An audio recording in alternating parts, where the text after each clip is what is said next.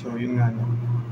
Assalamualaikum warahmatullahi ta'ala wabarakatuh. I am Ali Yusuf Ibla, and the first presenter when it comes sa diagnosis of alcohol problems. So in this slide, we're going to discuss the diagnosis based on DSM-5 criteria, severity classified as mild, moderate, or severe. It also includes 11 specific diagnostic symptoms and focusing on grieving, withdrawal, and social functioning.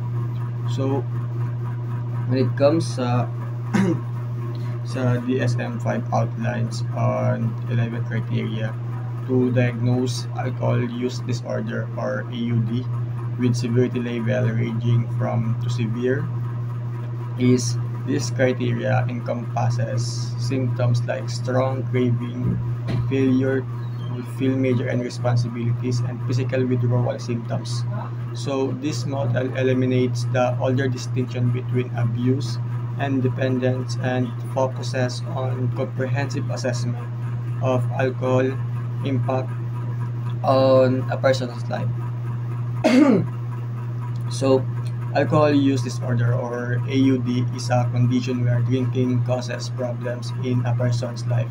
So, doctor use guide called DSM-5 to check for 11 signs such as drinking more than planned, wanting to stop but can't, spending a lot of time drinking, feeling a strong need to drink, trouble at work, school, home, and also drinking even when it causes problems. So if someone has 2 or more signs, they may have AUD. So when it comes to 2 or 3 signs, it is mild, or 4 or 5 signs moderate, and 6 or more is severe. So these methods help the doctors understand how serious the drinking problem is and how it affects the person's daily life. So the next slide is the alternative definitions is when, and in this discussion or in this slide we're going to discuss the alcohol problems viewed on continuum and also includes a wide range of drinking behaviors and emphasize the individual patterns over formal labels, and also aligns with behavioral research perspective. So when it comes to alternative definitions, it is proposed that alcohol use exists along with spectrum rather than fitting into rigid categories. This perspective acknowledges that people may experience problems without meeting critical thresholds. It shifts focus from labels to understanding the full range of drinking behavior, improving personalized treatment approaches, and also because not everyone who drinks has problem and not every problem drinker is the same. So some experts say we should see drinking as a range from no use to light use to serious problems. This way of thinking helps us to understand that people need a different kind of help based on their unique situation. So in the next slide is the complicating problems. So in this slide is we're going to discuss the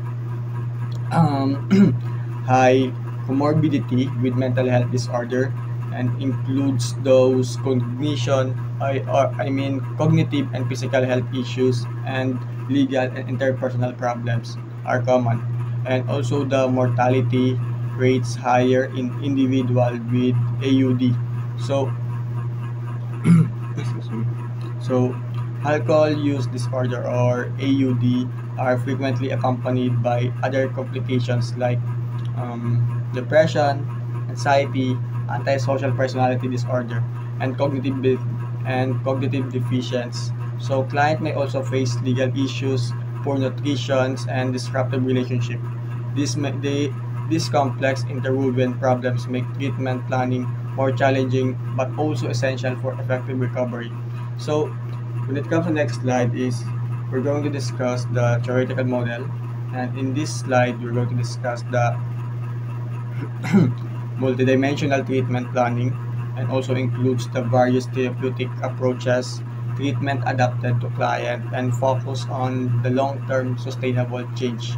So in the multidimensional in this theoretical model advocates for a comprehensive treatment approach that includes motivational enhancement, cognitive behavior technique, and also the 12-step program.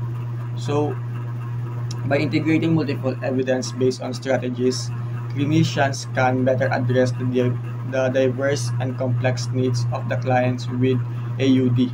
So, the next slide is we're going to discuss the problem severity, which is severity guidelines, the intensity and type of treatment recommended for alcohol use disorder or AUDs.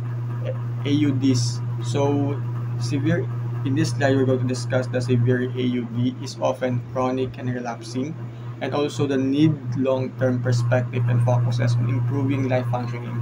And mild AUDs may resolve without formal treatment. And also, epidemiological data suggests varied on paths to recovery.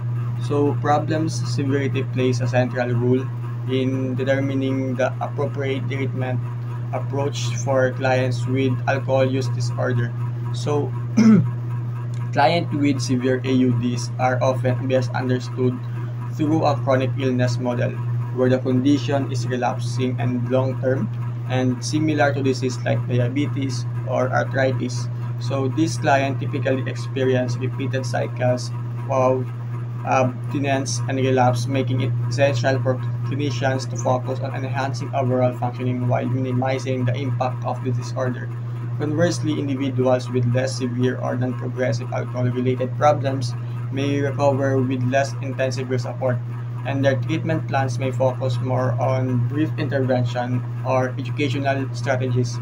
So, the distinction between levels of severity helps tailor to treatment to meet the specific needs of the individual. So, in the next slide is we're going to discuss the concomitant life problems, which comes the client with AUDs often have issues in other areas of life that needs simultaneously intervention. So in this slide, we're going to discuss the problem may be physical, psychiatric, social, legal, or occupational. So assessing these areas is crucial for treatment planning, and also addressing life problems enhances the chance of successful outcome. So in this slide is it is the clients suffering from AUDs frequently face additional life challenges that must be addressed alongside with drinking problems. These issues span multiple domains including physical and mental and familial and social relationships, occupational functioning, legal issues, healthcare responsibilities, and housing. The text emphasizes that recognition and treating these occurring problems can enhance the overall effectiveness of AUDs intervention. Treating only the alcohol use in isolation often leads to limited progress. Instead, a holistic approach that targets these broader life issues is likely to yield better long-term outcomes. So, in the next slide, we're going to discuss the client expectation. So, expectation influence engagement and outcome in the treatment. So, in this slide, we're going to discuss the clinicians should clarify the purpose and process of treatment, and also the realistic hope for improvement boost motivation. Mild AUDs client can be informed about likely short treatment, and also chronic AUDs client need to prepare for long-term management. So understanding the managing client expectation is essential to fostering engagement and improving treatment outcomes. So client must be informed about the nature, purpose, and likely impacts of the treatment, particularly how it may affect for their daily lives. For those with mild alcohol problems, clinician can set expectation for brief time-limited intervention, emphasizing the realistic potential for improvement and sustainable reduction in drinking. On the other hand, is the individual with more severe or chronic AUDs should be preferred for a longer courses of and care, and the needed for significant lifestyle adjustment. When the clients have realistic and hopeful expectation, they are more likely to adhere to the treatment and experience positive result. So the next slide is the summary of the key treatment, which is principle table 13.1. So, effective treatment for substance use relies on structured client-centered principle. So, in this slide, we're going to discuss the organized settings and supportive environment help. Trained specialists are essential also, and retention, continuity, and appropriate level of care are vital, involving social system support, abstinence, and also tailoring treatment to client characteristic and comorbidities. So, effective treatment for substance use disorder involve a structure and client-centered approach that integrates various evidence-based on principles. So, treatment setting should be well organized and emotionally supportive and encouraging the client involvement and responsibility.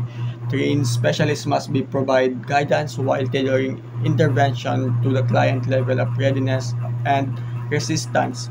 The treatment process should include strategies to maintain client engagement and also provide community of care and consider the intensity needed based on the problem severity. So additional is focus should be placed on the client broader social and environment motivational and coexisting conditions, ultimately matching treatment to individual client characteristic and maintaining flexible and empathic approach are also are vital for success.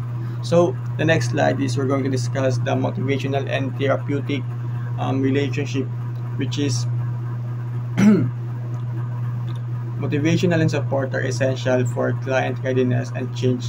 Why in this slide is we're going to discuss the clients vary in their recognition of problem drinking, and also readiness for change spans from preconception to action and maintenance, and also therapeutic approach like frames enhance therapeutic approaches like frames enhance motivation, and also empathy options and clear advice for critical for from the therapist. So client motivational and the strength of the therapeutic relationship are critical components of success treatment. Why? Clients vary in their awareness of the negative consequences for their drinking and their readiness to change. So the model presented outlines a continuum from preconception, lack of recognition, to action and maintenance, active change and relapse prevention.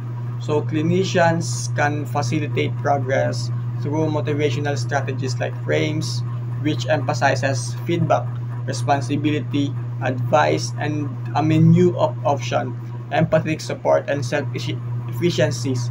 So establishing a trusting and non-confrontation therapeutic relationship further supports client motivational and encourage meaningful engagement in the recovery process.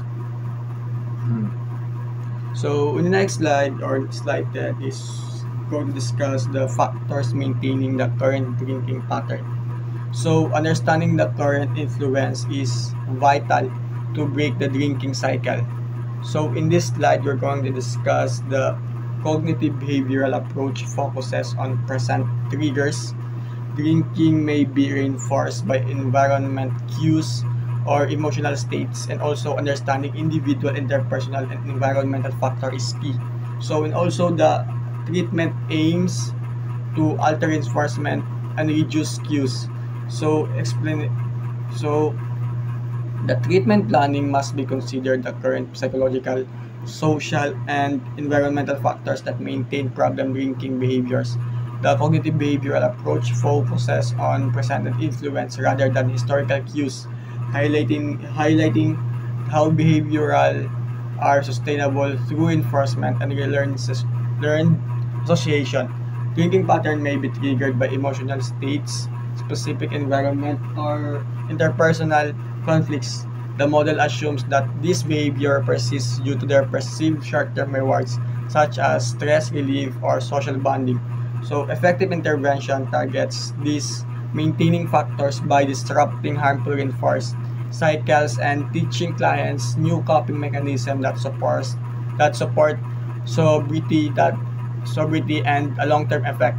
So, or um, long term change, and also so the next slide is we're going to discuss the social support.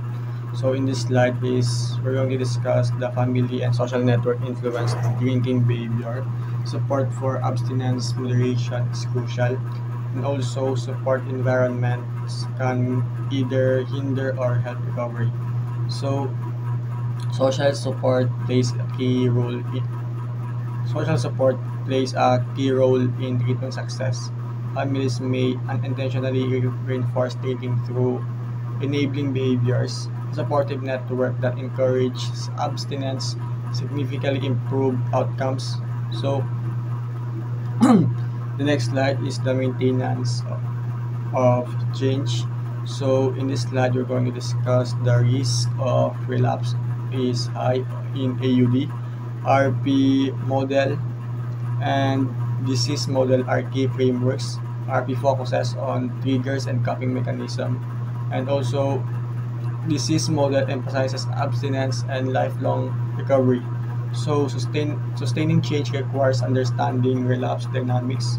The relapse prevention RP model emphasizes that behavioral strategies and environmental triggers, while the disease model views alcoholism as a lifelong condition requiring continual abstinence and support. So the next slide, the clinical application of theoretical models. So in this slide, we're going to discuss the integrate RP and disease model in practice. RP help clients identifying high-risk situation, and disease model promotes commitment to recovery programs like AA. So clinicians should align treatment with client needs. The RP model supports tailored intervention and cognitive restructuring, while the disease model guide long-term support through structured recovery programs. So, the next slide is we're going to discuss the case identification and entry into treatment. So in this slide is we're going to discuss the early screening is essential, and also the many clients do not recognize their drinking as a problematic, and also use of tools like cage and audit for screening. So clients often may deny or are unaware for their drinking issue, like health professional must actively screen and guide clients into recognizing the needs for change using validated questionnaires and brief intervention. So the next slide is the motivating drinker to enter treatment. So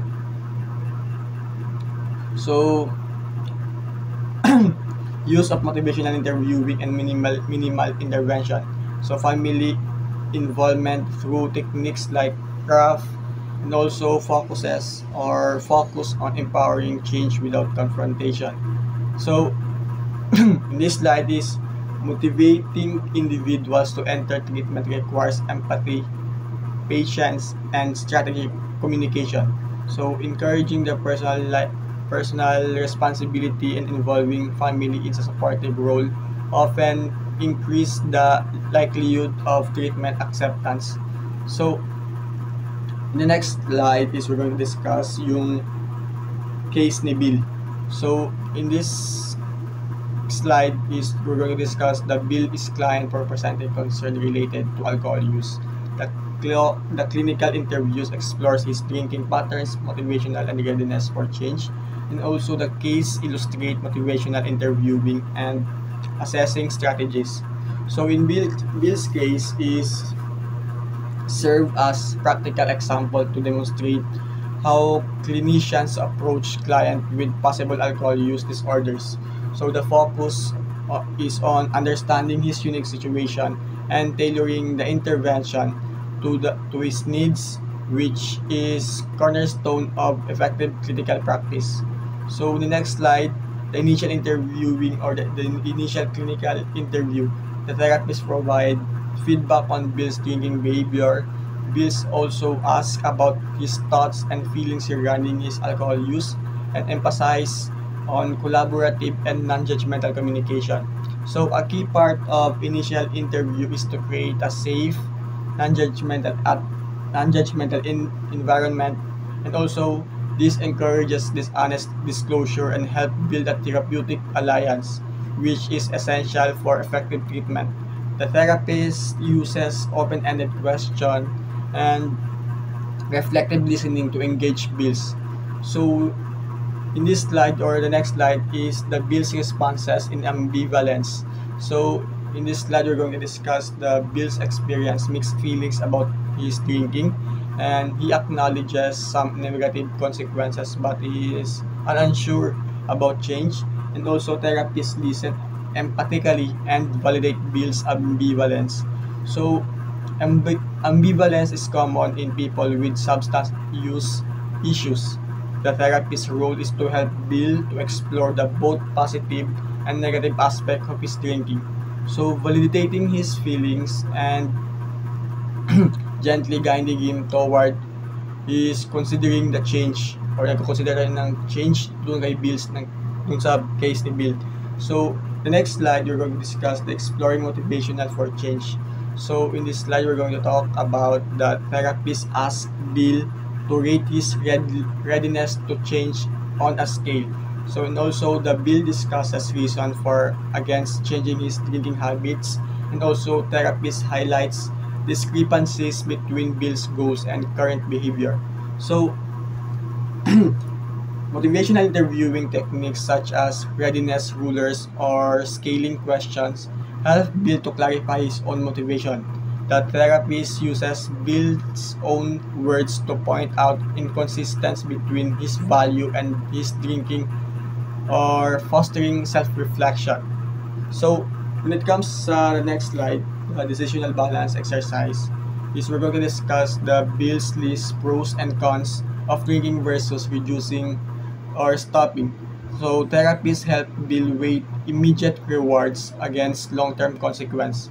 So Bills, and also in this slide we're going to talk about Bills begin to articulate personal goals and values. So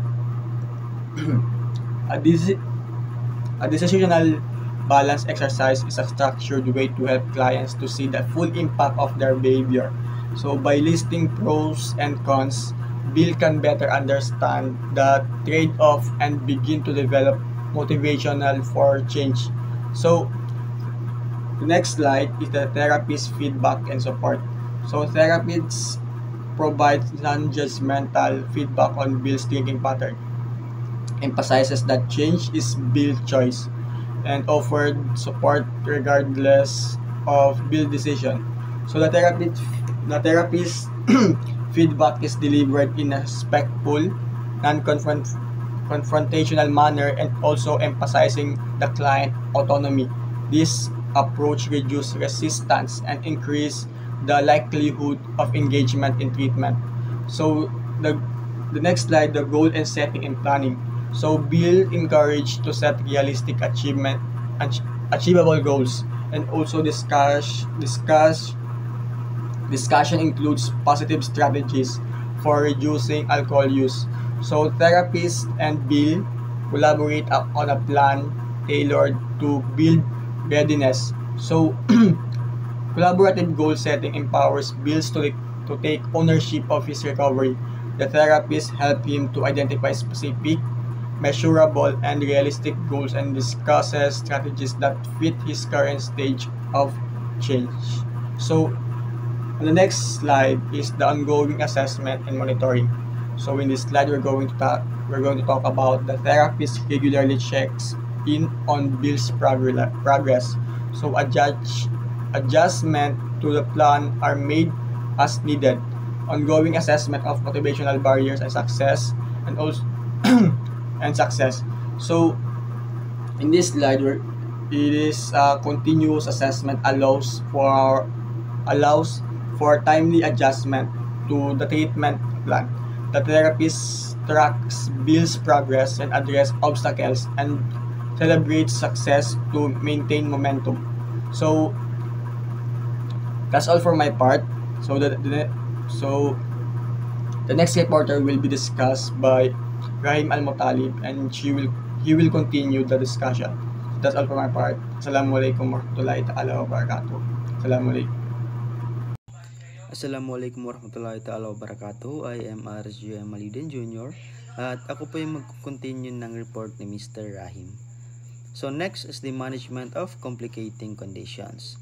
So dito, when we talk about clients with alcohol use disorder, no? Di lang yun ang problema nila. Usually, sa dami-dami nilang problema, no? Yung mga pinagdadaanan nila, like baka nag-struggle sila with their living situation, baka wala silang permanent na bahay or safe place to stay, no? Or baka they have trouble with basic needs like yung mga food nila, yung transportation, or baka sa kanilang mga trabaho, no? So itong mga problema na ito actually nakaka-affect ito ito yung pinagmumulan ng kanilang pag-iinom, and nakaka-affect ito sa kanilang motivation to get better, no? So sa ating mga clinicians, no, we have to remember na we're not just treating the alcohol use, kundi the whole picture ng buhay nila. So dito naman sa clinicians masassess, no, kasi dito if hindi natin ito ma-check, no, mahirap talaga mag-improve yung sarili natin. So imagine na lang kung yung client natin is introvert, no? Wala siyang nakakausap, wala siyang nakakatulong sa mga problema sa bahay nila, no? Kung may mga sakit pa siya na hindi pa na-address, no? So the drinking problem will just stay the same or mas lalala pa ito, no? So part na ng trabaho natin is tanungin siya and i-check natin yung mga stuff like kamusta yung bahay mo, may mga nasasakyan ba na papunta dito, or may mga legal problems ka ba, no? So itong mga bagay na ito is dapat isinasama natin sa treatment plan para naman maging effective ang ating pagtulong sa kanila. So next naman is knowledge of local services and collaboration with agencies is key, no? Another thing na sobrang important talaga is dapat kilala natin yung mga agencies na sa community natin, no? Kasi hindi natin pwedeng solusyonan lahat ng mga problema natin ng mag-isa lang, no? Like kung may mga problema ba siya sa mga legal, no? Dapat marunong tayo mag-refer sa mga lawyers or legal aid groups, 'di ba? So kapag kailangan niya ng support sa medical, alam natin kung saan siya pwedeng pumunta. So dapat meron tayong mga contacts and magandang relationship sa mga organizations na ito, kasi dahil ito is papabilis yung mga tulong na makukuha natin or mabibigyan natin. So collaboration talaga is really the key, no? Di pwedeng tayo lang ang mag-isa dito. So sabi nga nila, no man is an island. So next naman is the frameworks exist to help integrate treatment with other health and social system. So may mga framework talaga na ginagawa ng mga experts, like yung mga para maging structured yung approach natin pag nag-work tayo with complicated cases, no? So this means may mga guidelines tayo paano makipag-coordinate with hospitals, no, sa mga social workers, government agencies, and iba pa, no? So para hindi dahil sa kanila is para hindi naman magkalat yung approach na yon. So ang goal natin dito is para yung client natin is every part ng life niya is matutukan at makukuha ng tamang support, no? So as a future clinicians, siguro we can follow these frameworks para hindi tayo magkamali or maligaw sa pag-manage ng clients natin in their complicated needs. So the next is the role of self-help groups, no? Clinicians should assess if a client is suitable for self-help groups like AA. So okay, pag pinag-uusapan natin yung self-help groups tulad ng AA, kailangan muna natin i-assess kung bagay ba yun sa client natin, no? So kasi hindi lahat ng tao kaya agad na sumabay sa ganong grupo. So kailangan natin i-check kung bukas ba sila, no? Kung komportable ba sila makisali, or kung willing ba silang i-share yung mga struggles nila sa buhay and sa ibang tao. So if hindi pa sila ready or may mga specific concerns sila, no, hindi rin natin sila dapat pilitin. So next is not all clients are good candidates. So dito naman is may mga tao kasi na sobrang socially anxious sila or may mga social phobia, no? Kaya sobrang hirap silang maki-join sa mga group meetings, no? So some also parang feel nila na sarili ko na lang itong problema na ito mag-isa, no? Kaya hindi sila open na humingi ng support. Also, may mga clients na dati nang may mga bad experiences sa mga help groups, kaya ayaw na talagang nilang bumalik or sumubok ulit. So we have to respect kung ano yung mga decisions nila sa buhay, ganon, and find another ways na para matulungan sila, no? So next is the good candidates, those anxious about drinking, severe dependence, or with unsupportive social networks. So dito naman, no, on the other hand, may mga clients na talaga na fit dito, no, like those who are very worried about their drinking and want support from others. So yung mga tao na mas severe ang alcohol dependence, or yung mga tao na may mga social circles or sa mga social circles nila palaging umiinom, no? So kailangan nila ng ibang grupo, no, na susuporta sa sobriety nila. So sa ganitong case, no, ang self-help group is a great place para maka-move forward sila, no? Kasi they can relate sa iba, no? Feel less alone and get practical advice and encouragement. So next is the client-centered approach is essential in introducing self-help groups. So ito is sobrang important din ng client-centered ang approach natin. So ibig sabihin, no, hindi tayo basta-basta magmando, no, kundi pag-usapan natin with the client kung ano yung mga nararamdaman nila tungkol sa mga groups na yon, no.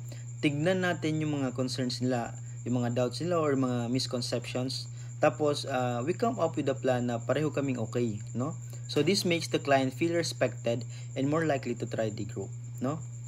So next is the behavioral sampling, no. Encourage sharing meetings with a short-term trial agreement, no. Sometimes ang pinaka-the best talaga na way para ma-overcome yung mga fear or yung mga hesitation nila ay yung mga behavioral sampling, no.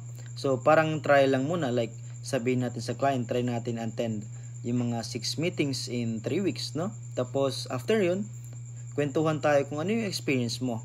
So if di rin sila okay then we can stop, kasi minsan di nila talaga may imagine paano yung actual na meeting, no, hanggat di nila nasubukan. So itong approach na ito is nakakatulong talaga.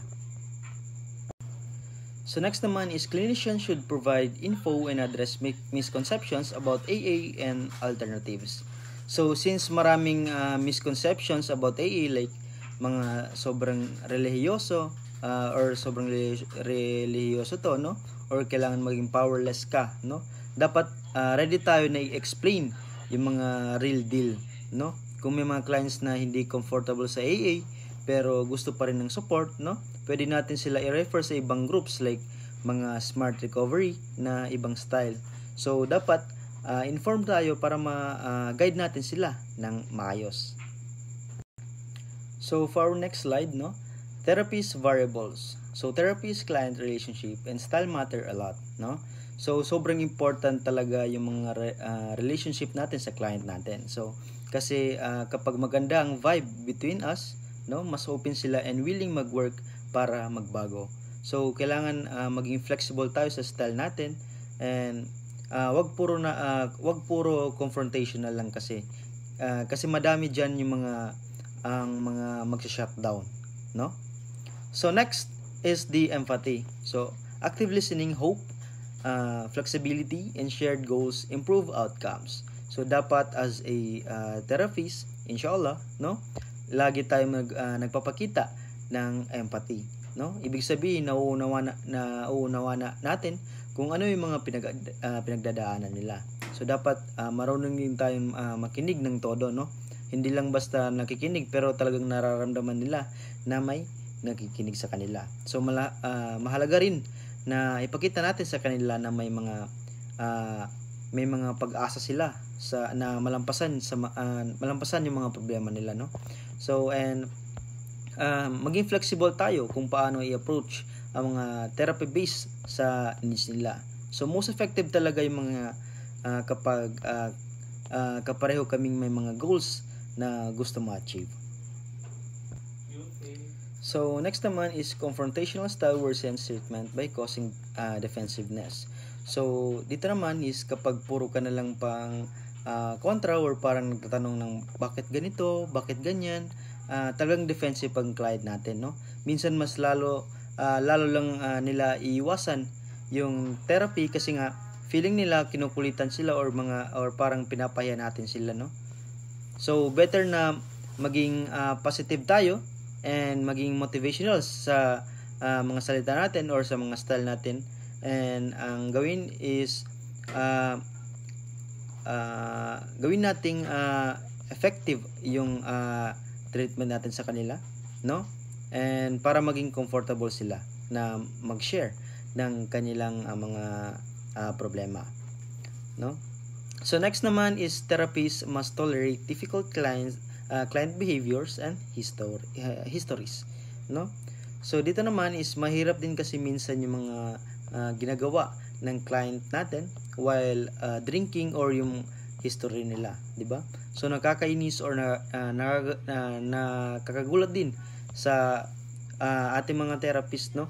Pero part na rin ng trabaho nila na maging professional at intindihin yung mga client natin sa mga struggles nila, no? Sa mga problema nila.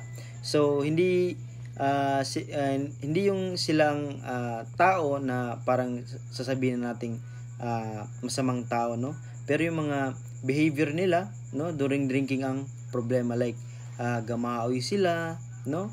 Or mga parang may gusto silang saktan, no? Yun yung mga problema sa mga pag-iinom nila. So next is the therapist needs empathy for clients' embarrassment and difficulties. So kailangan ma-appreciate natin na nahihirapan talaga sila, i-amin talaga yung mga bagay na nakakahiya, like yung mga pagsasabi na palaging umiinom or may mga negative consequences. So dapat ipakita natin na nauunawaan natin yung mga nauunawaan natin sila para hindi sila masyadong ma-pressure na sumagot. So next is distinguish client from their drinking behavior. So dito is importante na i-separate natin yung tao at yung mga bad habits nila sa pag-iinom. So kailangan natin ipakita natin na hindi tayo galit sa client as a person, no? Pero disapprove tayo sa mga behavior nila na harmful, no? Parang di tayo judgmental pero honest din tayo. Di ba? So next is to communicate hope, no? Always natin ipakita sa client na kaya nila magbago, no? Hindi madali pero posible, no? Kasi minsan nawawalan sila ng pag-asa na kaya pa nilang huminto or mag-improve, no? Dapat ma-feel nila na may mga kasama silang naniniwala sa kanila na mabago nila yung sarili nila. So next is integrity. Honesty is critical. So dito, no, kailangan maging honest din tayo sa mga client natin at expect din na maging honest sila kahit mahirapan tayo, no? Halimbawa, kung may mga amoy alak yung mga hininga nila or may tinanong tayo na kung ginawa niya ba yung homework niya or hindi niya ginawa yung homework, no? Dapat sabihin natin na hindi para sila mai-judge pero para malaman natin kung saan sila nahihirapan and para matulungan natin sila, di ba? So dapat maging clear din tayo sa mga rules ng therapy para professional at effective ang treatment natin, no? So next is the therapist must be clear about responsibilities. So sobrang important talaga na may mga boundaries tayo, like dapat dumating sila on time, no? Tumawag siya kung di makakarating, no? Pumunta siya sa kung saan siya pupunta, di ba? No? So sa kabilang banda, no, ipakita rin natin na committed tayo, like laging on time tayo, no, reachable at nagbibigay tayo ng best na therapy. So next slide is the client variables. So first is the only a few client characteristics consistently predict treatment success. So dito, no, hindi naman lang lahat ng mga bagay sa client natin ang talagang sure na makaka-apekto kung successful ba yung treatment nila, no? Kaya sometimes may mga ibang factors na involved, di ba?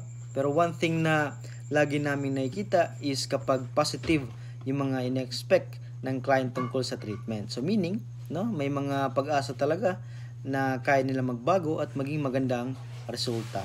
And also mas mag-i-improve sila ng mabilis. So next is the clients who are most ready to change usually have better results, no? So kapag ready na talaga yung isang tao na magbago, no? Like hindi lang sila pumapasok sa mga therapist kasi kailangan, no? Kundi gusto talaga nila. So sobrang laki talaga ng mga difference ng nangyayari na yon, no? Kasi kapag ready ka na, open ka na sa mga advice, no? Willing ka nang i-adjust yung lifestyle mo and also hindi ka na nagre-resist, no? Parang pag nag-decide ka na sa sarili mo na time mo na para magbago, no? So mas madali talaga yung proseso kasi hindi lang sila nagpapanggap or papapressure sa iba. Next is clients with more severe problems tend to have poorer outcomes. So syempre may mga clients na sobrang lalim ng mga problema nila, no? Like sobrang tagal na nilang may mga addictions, no? Or mga sobrang dami na nilang negative consequences na nangyari sa buhay nila. So sa kanila, no, medyo mahirap talaga yung mga pag-recover sa journey nila kasi malalim na yung mga bagay na kailangan nilang ayusin. Like minsan may mga emotional trauma or mga financial issues na nakasama na rin, no? So mas matagal ang process at minsan kailangan pa nilang ng extra support o intervention para maabot nila yung success, no? Kaya importante na realistic tayo sa mga expectations ng ganitong mga clients. So next is the therapist can influence clients' expectations and readiness to change, no? Excuse me. So ang kagandahan dito is hindi lang basta nakadepende sa client yung success, no? Kasi ang therapist din is malaki rin silang factor, no? Kasi sila yung nagbibigay ng mga support, yung encouragement at tamang guidance para ma-build yung positive expectations at readiness ng ating mga client. So para sila yung mga cheerleader na nagsasabi na, kaya mo yan, go lang, no? Tsaka through empathy and trust, no? Nagiging open yung client na mag-share at mag-change, no? So ang role ng therapist is sobrang crucial kasi sila yung nagpapalakas ng loob ng ating mga client, no? Para maging successful yung treatment nila. So next is the clinicians must be sensitive to clients' emotions, beliefs, physical state, and social context. So dapat ang mga therapists is hindi lang sa behavior ng client nakatingin, no? Kundi sa buong package, like yung mga feelings nila, yung mga beliefs, physical health, pati sa social life nila, no? Kasi madami mga factors na nakaka-apekto sa drinking behavior, like parang mga stress sa work, no? Sa mga relationships or kahit yung mga physical health problems nila, no? Kapag sensitive ang mga clinician natin, no, mas mga personalized yung mga treatment plan na mabibigay nila. Kaya ayun, sobrang effective din nun, no? Parang hindi lang basta therapy session, kundi isang understanding na journey kung saan tinutulungan mo talaga yung mga tao. Next is the clients often feel ashamed and out of control when they realize their drinking is a problem. So alam mo yung moment na parang na-realize ng client natin na hindi nila makontrol yung pag-inom nila. So usually sobrang nakakatakot and also nakakahiya siya, no, 'di ba? Kasi parang na-feel nila na they lost control sa sarili nila and parang na-disappoint nila yung sarili nila. So may mga part kasi na nakakahiya na tanggapin na may mga problema sila, no? Lalo na kung sobrang dami ng negative effects na naramdaman nila or napinsala nila ang mga tao na nakapaligid sa kanila, no?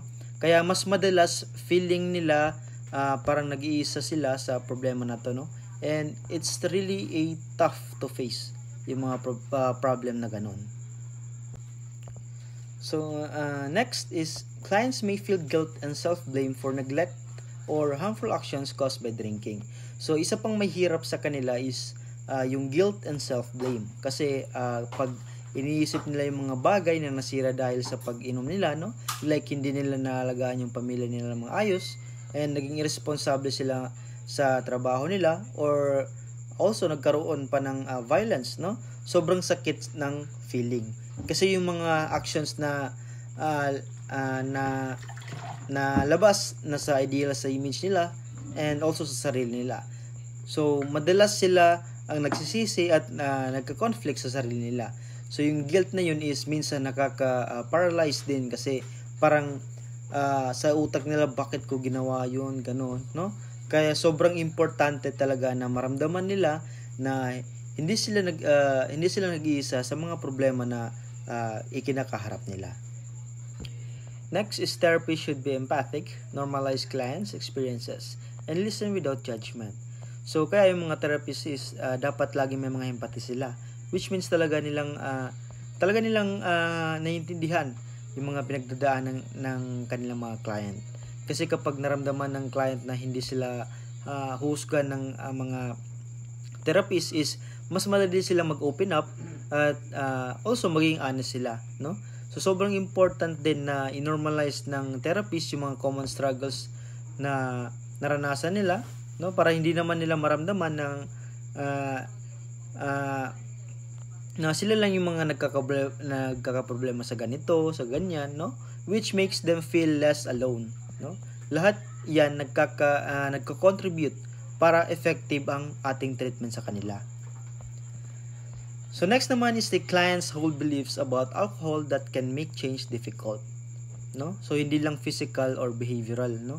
Kundi mental din ang challenge sa change.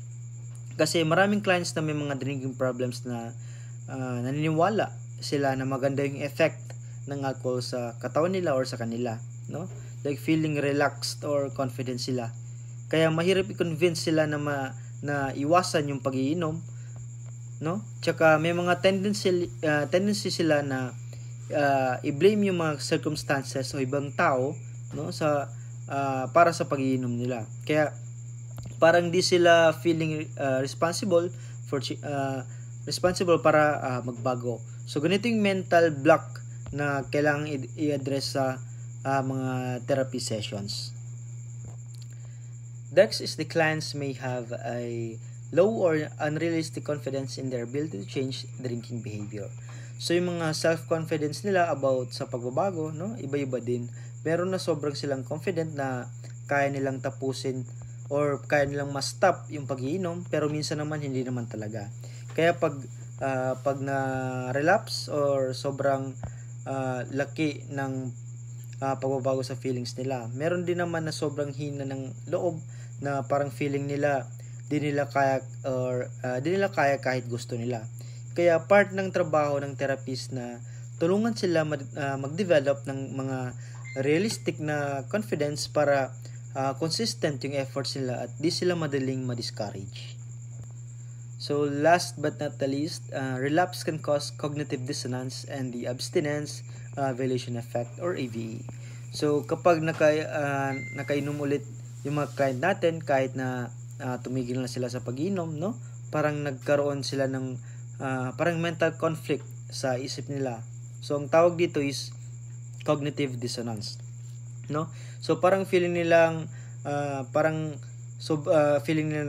sobra silang nag-fail. Tapos ang tawag doon is abstinence violation effect, na kung saan sobrang negative yung mga reactions nila kasi nga dahil sa unang pag-inom nila ulit, no? So dito is parang feeling nila sobrang nasira yung mga effort nila, kaya madali silang bumalik sa dati nilang behavior. So dito na papasok ang mga ating therapist. So si therapist has to help them to cope with this mindset para hindi sila tuluyang ma-frustrate at sumuko. For our next slide, no? Ito yung case study. So dito, sa case na ito, si Carl at si Maria ay pareho silang 32 years old. And 5 taon na rin silang kasal at may mga 2 anak na lalaki na sobrang bata pa, na nasa edad na 2 and 3. Kaya mas dependent pa talaga sa mga magulang, no? So bago sila pumasok sa therapy, no, hiwalay na sila for 5 months, no? Si Carl is nakatira siya sa nanay niya, and habang si Maria naman, siya yung kasama ng dalawang bata, and nakatira sila sa maliit na apartment, no? So si Carl ay isa siyang electrician pero nawalan siya ng trabaho, no? Si Maria naman ay isa siyang cosmetologist pero hindi rin siya nagtatrabaho, kaya bukod sa emotional stress and sa may mga financial stress din sila, no, na pinagdadaanan. So ang pinaka main problem dito ay yung pag-inom ni Carl, kaya sila nag-decide na pumasok sa therapy. So sa ating next slide is the drinking assessment.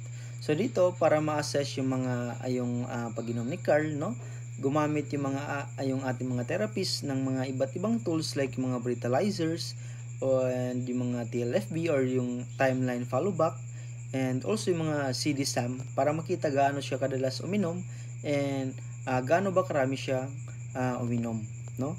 So after nun, lumabas sa results na halos araw-araw siyang umiinom for the past 6 months, no? Minsan umabot pa siya ng 32 na bote sa isang araw, no? Pero kadalasan nasa 10 to 12 na bote siya daily. Kaya sa diagnosis niya, no, lumabas na severe alcohol dependence based sa DSM-4 at DSM-5. And dahil dito, no, marami na siyang naging problema, and unang-una is yung 3 beses siyang na DWI or driving while intoxicated. So na-warningan siya sa trabaho at minsan nagba-blackout na hindi niya maalala ang mga nangyari. Kaya talagang kailangan na ng intervention dito. So sa next slide naman, no, dito is para malaman kung ano yung mga nagte-trigger ng pag-inom ni Carl, no? So pinagamit siya ng mga therapist ng DPQ at self-recording cards. So dito, nire-record niya kung kailan at bakit siya uminom, no? Or bakit siya umiinom. So nalaman na maraming klaseng trigger si Carl, no? Una is sa environmental, tulad ng mga bar, no? Bahay na or sa bahay na wala siyang ginagawa, and also kapag may party, no? Kapag bored siya, no? Mas madali siyang matukso na uminom na lang, no? Pangalawa is ang emotional triggers tulad ng pag-aaway nila ni Maria, no? Sa kanya is parang na-stress siya sa buhay niya, and also kapag naalala niya yung mga responsibilidad niya bilang ama at asawa. So may mga physical triggers din like kapag pagod siya, no, naiinip, or kasama niya yung mga kaibigan niya na sobrang lalakas din uminom. So klaro na marami siyang pinagdaanan na nagtutulak sa kanya na para uminom palalo. So dito naman sa copings ni Maria, no? So habang ina-assess si Carl, no, tinanong din ng therapist si Maria kung paano siya nagre-react sa pag-inom ni Carl, no? So araw-araw niya itong minomonitor at nag-fill out din siya ng mga questionnaires. So ang mga coping mechanisms ni Maria ay halo-halo, no? Minsan tinatanong niya si Carl kung uminom siya, no? Minsan pinagbabantan niya na tatawag ng pulis, no? Minsan naman sinusuyo niya si Carl para lang huminto sa kanyang pag-iinom, no? So kapag sobrang frustrated na daw siya, lumalayo na lang siya, no? Hindi na siya nakikipag-usap o nakikipag-intimacy, no? Pero kapag hindi umiinom si Carl, naging okay naman ang bonding nila. Nag-enjoy sila na magkasama with their children, no? So ibig sabihin, may mga positive side pa rin sa relationship nila kapag hindi umiinom si Carl. So sa ating next slide is ang marital relationship, no? So dito is para ma-evaluate ang relationship nila, gumamit yung mga therapist ng tools like ECQ and DAS, no? So at pinanood din nila yung mga video ng mga pag-uusap nila mag-asawa. So ang reklamo ni Maria, no, si Carl daw ay tamad, no, umaasa sa nanay niya, and also walang pakialam sa responsibilities, no? So si Carl naman is feeling niya lagi siyang pinapagalitan, no? Hindi siya na-appreciate ni Maria, and also parang wala siyang halaga, no? So pagdating sa communication, hindi sila marunong makinig, and also madalas may mga sarcasm, interrupting, at walang empathy sa isa't isa. Pero interesting na kahit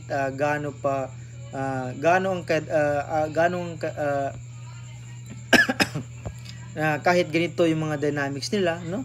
May mga positive side pa rin kasi nag-i-enjoy pa rin sila sa intimacy, and also sa ilang mga bonding activities tulad ng pangingisda and paglalakad kasama yung mga anak nila.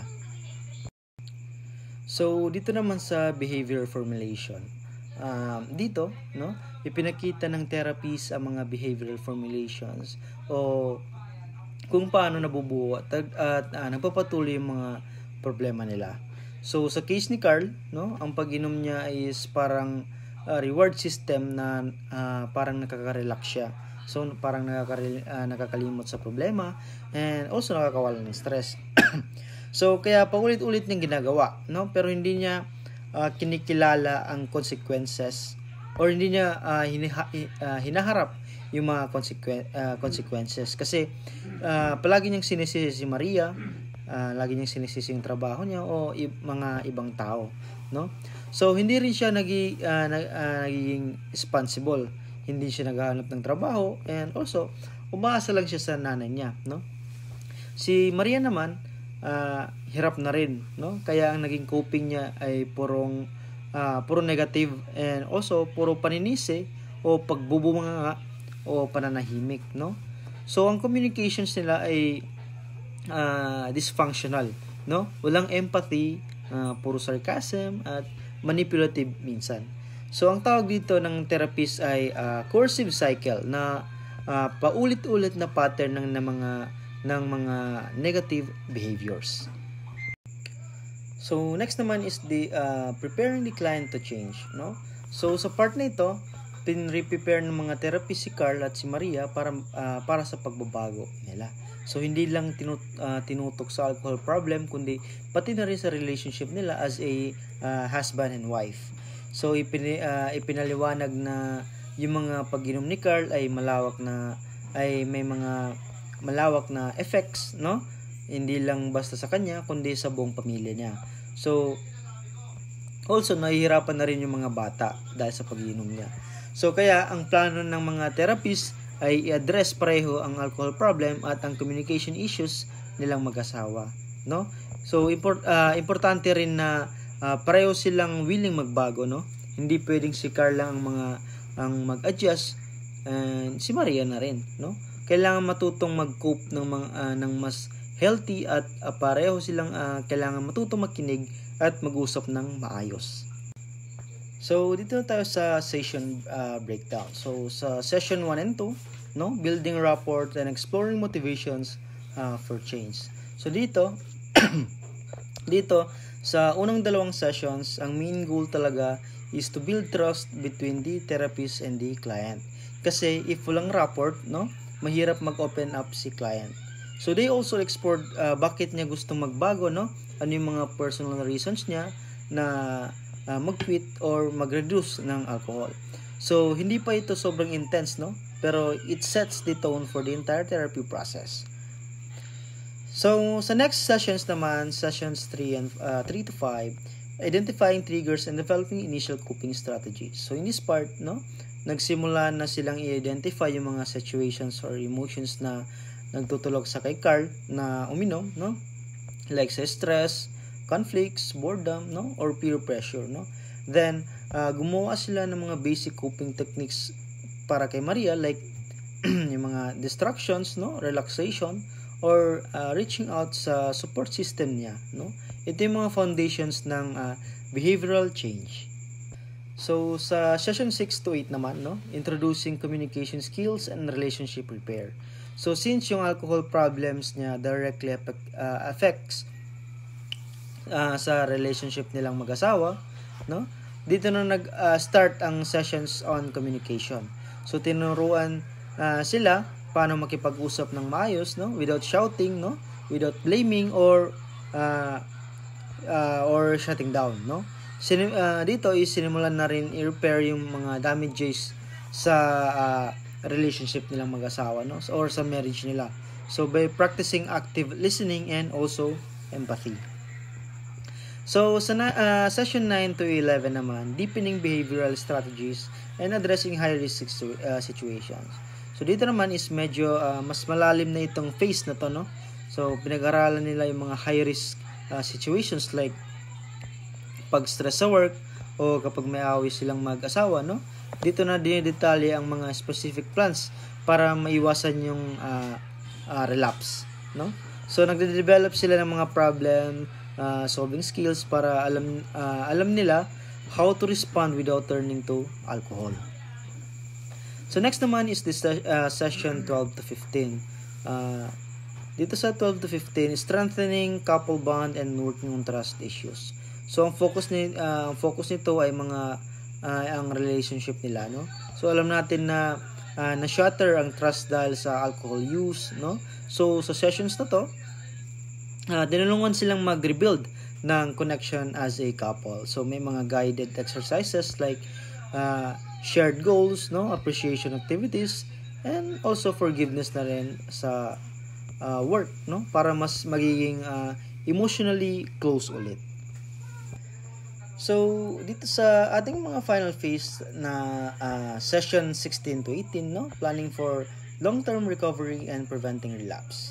So dito, no, pinaghandaan nila yung mga long-term success, no. Dito nila ginagawa yung mga relapse prevention plan like paggawa ng mga routines, no, pag-identify sa mga warning signs, and also building long-term support networks. So pinapalakas din ang confidence ni client na kaya niyang i-handle, no, ang buhay without relying on alcohol, no. So parang graduation phase na rin ito, no, may reflection and also closure. So sa ating last slide, no, sa outcomes. So una is the client reduce alcohol consumption significantly. So by the end of the 18 sessions, no, malaki na talaga ang nabawas sa alcohol intake ni Carl, no. Though hindi pa siya totally sober, no, the progress was still was enough to improve his daily functioning and lessen the damage sa relationship nilang mag-asawa and also sa kanyang trabaho. So next is the improved communication and conflict resolutions with spouse. So naging maayos ang pagkikipag-usap nila ng asawa niya, no? Hindi na toxic ang conversations and also natutunan nilang makinig sa isa't isa instead of just shouting, no? So dito is this reduce their daily stress as a couple, no? So last one is the reported increased satisfaction in marriage and family life. So mas naging involved na siya bilang tatay, no? Naging responsible na rin siya na tatay and sa asawa niya. So yung mga anak niya and sa kanyang asawa is napansin din yung positive changes, no, which created a happier and more peaceful home environment. So dito this shows na hindi lang siya nag-benefit kundi pati buong pamilya na rin. So dito na naman po nagtatapos ang aking report, no. Thank you very much and wassalam.